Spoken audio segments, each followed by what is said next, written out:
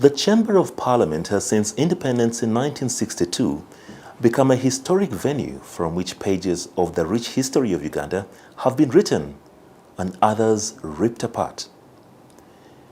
This is the only venue where legislators from all over present-day Uganda meet to make decisions that shape the future of the nation.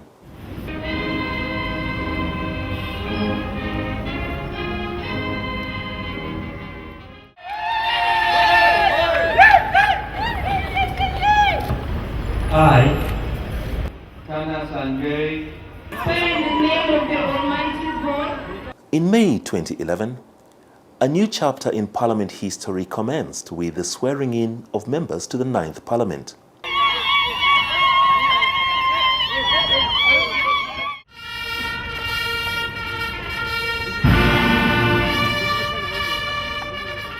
The swearing-in ceremony was as grand as the expectations of the masses for years to come.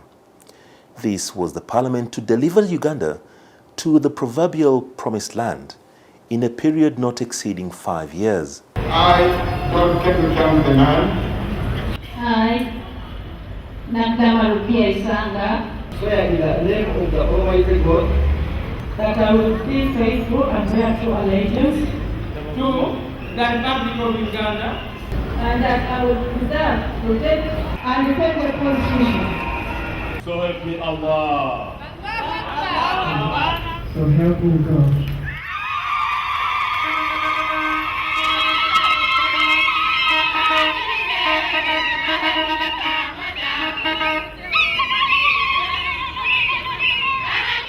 Legislators opened a new chapter in Uganda's history by electing the first ever female speaker, the Right Honorable Rebecca Alitwala Kadaga. I, Alitwala Rebecca Kadaga, swear in the name of the Almighty God that I will at all times well and truly serve the Republic of Uganda in the office of the Speaker, and that I will support and uphold the Constitution of the Republic of Uganda as by law established. So help me God. In her acceptance speech on the 19th of May 2011, she called on MPs to serve diligently and reaffirmed the need for transparency, accountability, and overall good governance.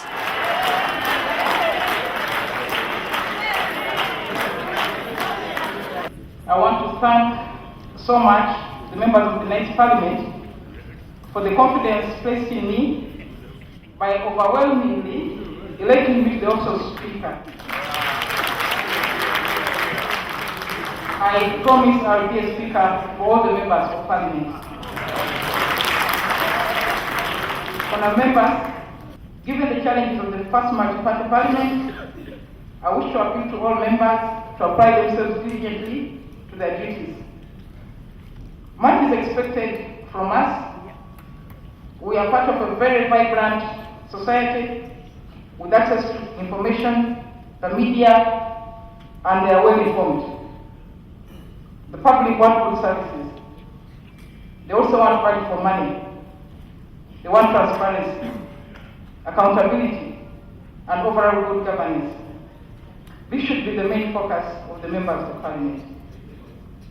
It is also my intention to continue bridging the gap between Parliament and the population by conducting regular outreach programs, of which the Speaker, the Deputy Speaker, the members of the Commission, and the ministers attending the outreach will engage local government leaders, civil society organizations, non-government organizations, community-based organizations on building strong partnership with them in the work of Parliament and making Parliament more relevant to the population.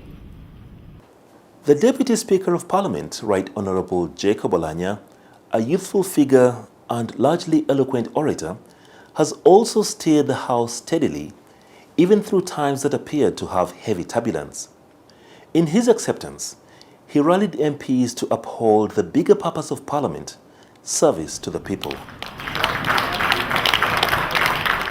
An English professor called Professor Daisy said, Parliament has the power to do anything under the sun except to turn a man into a woman. This parliament has the power under Article 79(1) of the Constitution to make laws on any matter for the peace, order, development, and good governance of Uganda. There is no question that my role as Deputy Speaker will be to execute with utmost diligence all assignments given to me by the Speaker. This standard should apply to all of us when executing whatever assignment we will get as members. Indeed, after the election and swearing in of the MPs in 2011, the expectations of the voters were higher than they had ever been before. I have received a petition this morning. We have also identified a member to move that petition in the House this afternoon. There had been a high turnover of seasoned politicians, and a new breed of energetic leaders had been ushered into the largely youthful parliament. The theme song to be heard then was better infrastructure, healthcare, improved standards of living, people-centered legislation, zero tolerance to corruption, and an independent, effective legislature. The 9th Parliament, I think, has had better teeth than the previous parliaments. We have unearthed a lot of scandals in government, and it has helped to bring corruption scandals on the fore. And our fight against corruption has been documented very well. The population out there know us as a very, very tough parliament on issues of corruption. Something that I have seen which I did not see in the 8th Parliament is the openness members of Parliament exhibited when articulating issues. To a certain extent, we have managed to take over the mantle which the 8th Parliament left. I appreciate the 9th Parliament because most of the bills that we've passed have been considering women issues.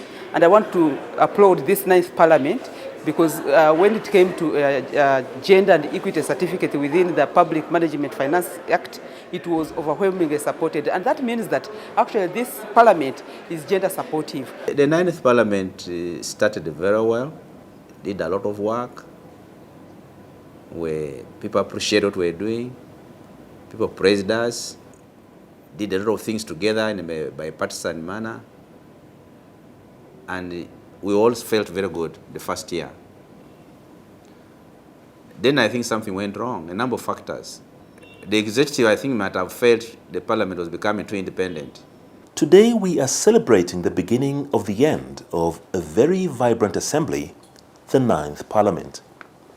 Members of Parliament have played their representative role by bringing matters of national importance on the floor of Parliament.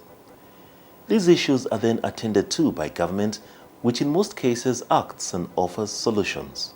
Now, there were just two matters of national importance. Honorable Nwaga, 2 minutes. Honorable Anifa, 2 minutes. Boaz, 2 minutes. One of our colleagues, Honorable Baridawa, posted a picture purported to be of a Ugandan girl being tortured by a Kuwait man. We have had several accidents on Masaka Mbarara Road, and they are telling us that there are some slippery spots, especially when it rains. And every other day, accidents happen.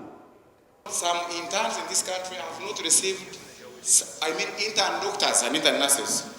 They have not received their salaries for 4 months. They were last paid in September, Honorable Speaker. In these national referral hospitals and regional referral hospitals, the service is largely provided by intern doctors and postgraduate students. So the question we want to raise is, what is the problem? My information is, members of Parliament, as the mission reads today, that has been placed here, we have to work hard about our schools. In dealing with restocking, it's important that probably in the later efforts you embed a vaccination program in the restocking exercise. That might help us so that we don't recirculate foot and mouth disease all over the region. We have already made this requisition, Right Honorable Speaker, to make sure that even when we open the quarantine, we should be able to vaccinate in those high-risk areas and transit routes. I thank the Minister for having come out to tell us the source of chaos in Kampala. I'm well informed. So, Madam Speaker, Information? I'm not interested in his information. This ninth parliament has been vibrant in the sense that it's been tackling serious issues head on without fear or favor, which of course is a very welcome development. But we've also had cases of focus on matters that really should not have taken the time we took in Parliament, matters that raised, I would say, anxiety in the public domain, and yet matters which could have been handled differently. Congratulations, Ndugu. You will enjoy my full support throughout your tenure of office. Thank you. Well, I think the current parliament has done good work. It has essentially made the expectation of the people in as far as the legislative program is concerned, has passed many important legislations, one of them being the recent Public Finance Management Act. So really, Parliament, in my view, has done its work and done it well. Early in the next Parliament, we were able to end the long-held practice of the Prime Minister approving the travel of the Speaker and members of Parliament, and yet we had our own budget, and we felt that as an independent institution, we would not require anybody's permission to carry out our activities. So that's the first milestone that we registered. With this new leadership, the ninth Parliament has made its mark on the history of the nation. Several laws have been enacted, and better facilitation to key sectors like health and education has been sought with each budget passing. The Vice President, His Excellency Edward Kiwanuka Sekandi, says the 8th Parliament that he chaired as Speaker was a benchmark to the current Parliament following the return to a multi-party dispensation. It should be noted that this Parliament is the second Parliament and the multi-party system in the last over 20 years, because this Parliament was the first one and the multi-party system. The 8th Parliament, being the first one after 20 years or so, had to put up structures that had to reflect the multi-party system. That we did, and the current Parliament also took over when the structures were in place, including rules and so forth. The Parliament Oversight Committees have saved billions of shillings and led to the recovery of much more from scrupulous public officers. Today, it is no longer a walk in the park if anyone dips their fingers into the public coffers unauthorized. The spotlight from Parliament Probe and Select Committees have helped many sectors perform better and ever more cautiously following the laid-down procedures. Committees of Parliament have done a great deal in exposing graft. You recall that all issues to do with the OPM, issues to do with the sale of Zambia land, issues to do with the UBC scam, and many other scandals were unearthed during the 9th Parliament. And consequently, some of them have been rectified.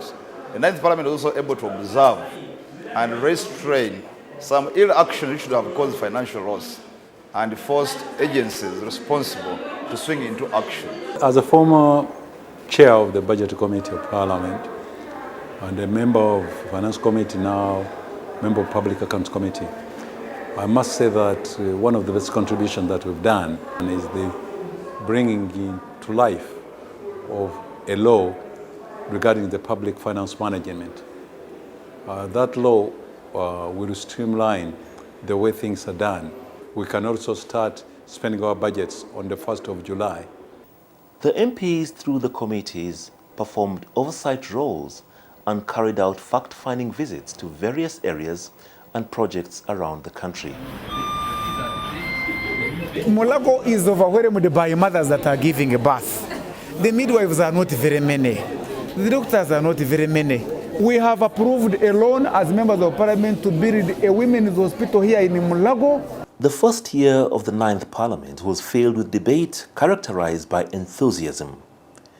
The mainly new MPs had the energy and zeal which exhibited the vibrancy that the two speakers had called for. During the sittings, the House was filled to capacity and every one of them struggled to catch the eye of the Speaker. Issue in the motion is that the question has been put. Let the question be seconded and removed. What is wrong with 30 days? First of all, the government side never wanted this debate to be over. The issue is that this second part of this paragraph is subject both here and in London. Right, Honorable Speaker and Honorable Members, I have been here internally creating. First of all, as a member of NRM, but secondly, as a Ugandan, I sympathize with the Attorney General because you have nothing to say other than that you have said. Right, Honorable Speaker, it's on record that the government of Uganda and the people of Uganda have been sold by this very democracy you have in controversy. Actually, most of these arguments were signed in London. Right, Honorable Speaker, the sector we are talking about is primarily governed by two laws. The Constitution of the Republic of Uganda as amended, and the 1985 Act entitled the Petroleum Exploration and Protection Act, close bracket.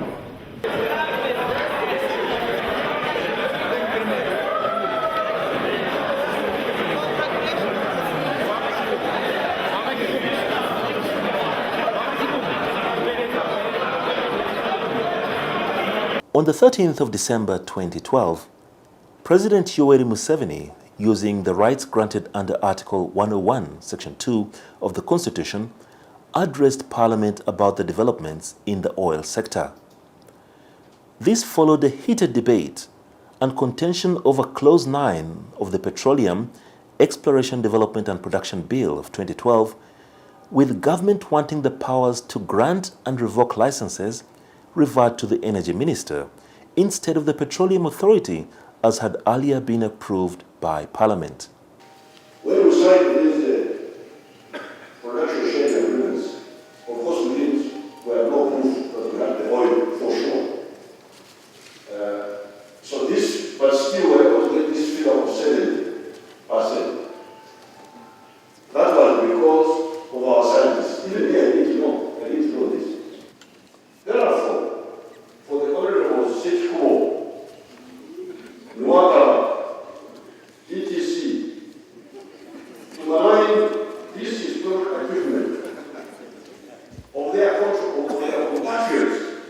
Right, Honorable Speaker, I beg to move that the bill entitled the Petroleum Refining, Gas Processing and Conversion, Transportation and Storage Bill 2012 be read the third time and do pass. For members accept the question that the bill as proposed be read the third time and do pass, those in favor say aye.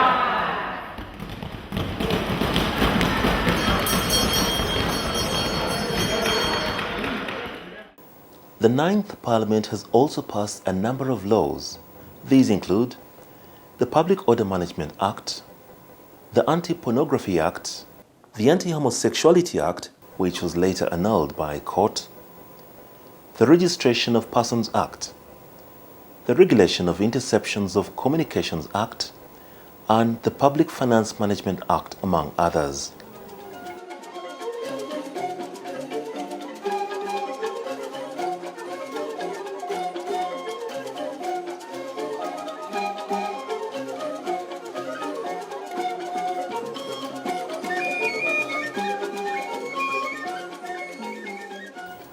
The Higher Education Students Financing Act is another important law that was passed to facilitate the education sector. This enables students to access loans for their education at university and other higher institutions of learning. I would like to congratulate the whole Parliament on both sides of the House for having at least allowed us to pass a number of legislations. And amongst them, through the Committee of Finance, we have passed the Anti-Money Laundering Bill, we have passed the Free Zones Bill, now Act, we have passed many finance bills. You remember every financial year, there are many revenue bills that come to the Committee of Finance. And luckily enough, we have worked with all members on both sides of the House to at least make sure that government gets the revenue for which to appropriate. Will those in favor say aye? To the contrary, no? Constitutional amendments are also ongoing in the lead-up to the general elections in 2016. Apart from the passing of laws, Parliament has also processed several loans that are meant for development of infrastructure, revitalization of impoverished areas, and health, among others. And we have also managed to pass so many loans that would go a long way in supplementing the budget to improve on the service delivery. Critical laws that have enabled economic growth include the Geographical Indications Act, the Companies Act, East African Excise Management Amendment Act, Free Zones Act, among others. We have had quite a number of challenges. Sometimes members of parliament are torn between their constituencies and also their work in parliament. So that has tended to take their time, and therefore sometimes we have had occasions when the quorum has not been as we want it to be. As far as attendance of members of parliament is concerned, it has not been easy.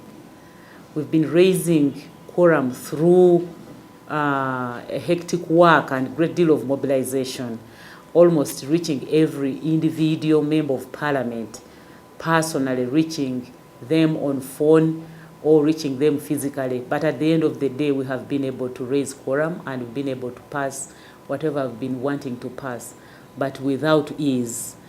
And I'm not surprised, because this being almost the last year of the term, members of parliament are not settled.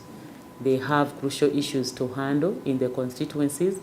Their opponents or our opponents are already in our constituencies.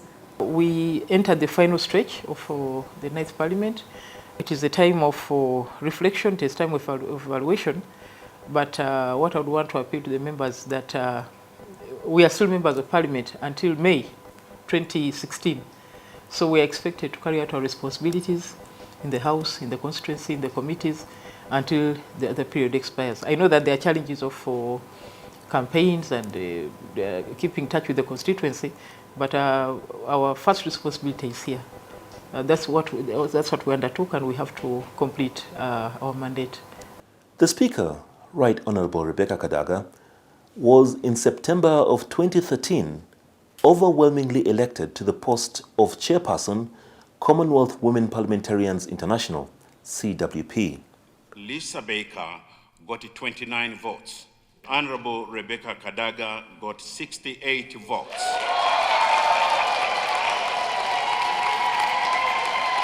Thank you very much indeed. I wish you, Madam President, all the best.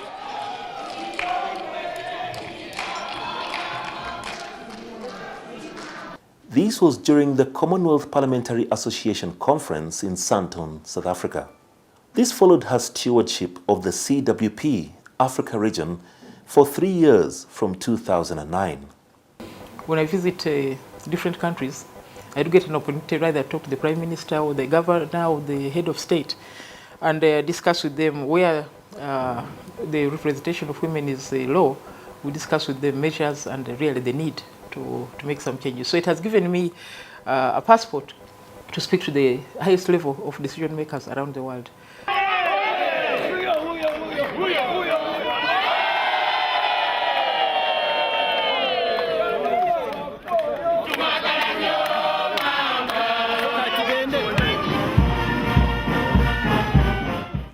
Away from the business of the chamber, the 9th Parliament has set an unmatched regional sporting record, carrying home 4 East African Community Championship trophies in the football arena over the last 4 years.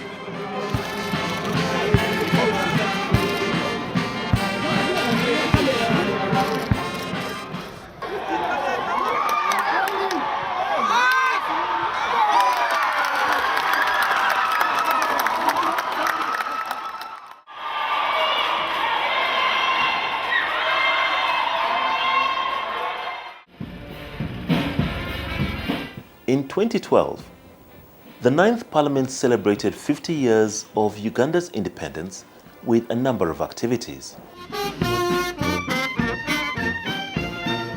Former leaders of the institution were recognized for their contributions in the 50 years of the independent parliament.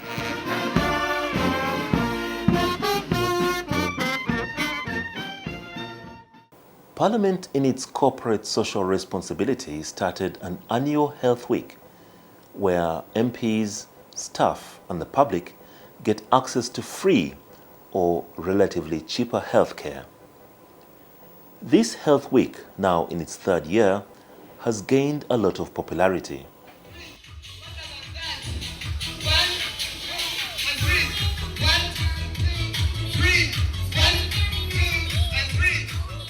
The Parliamentary Commission has also made strides in the development of the institution. This has seen the construction of a new multi-story car park, additional floors which has increased office accommodation, and there are plans to have a new chamber constructed.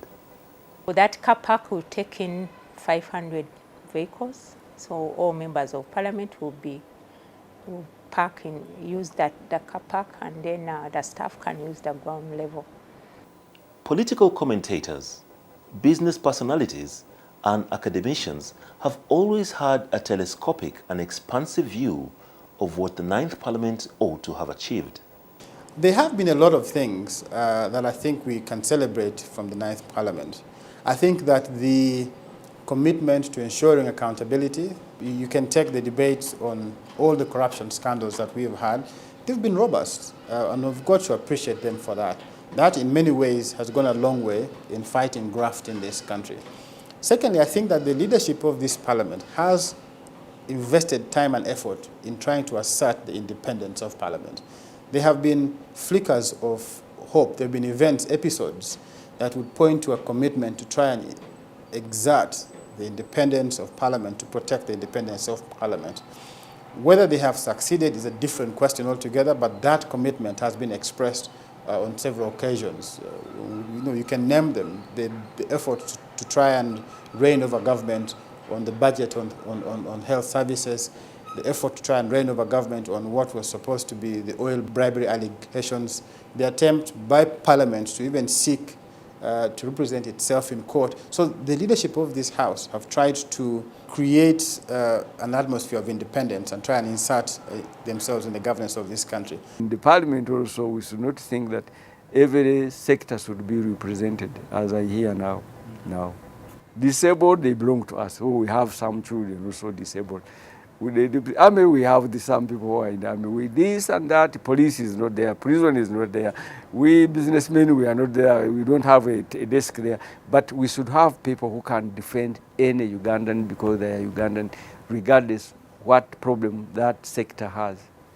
As we now prepare to draw the stage curtains on this historic Parliament, we will always summon up and remember the great days of this great institution.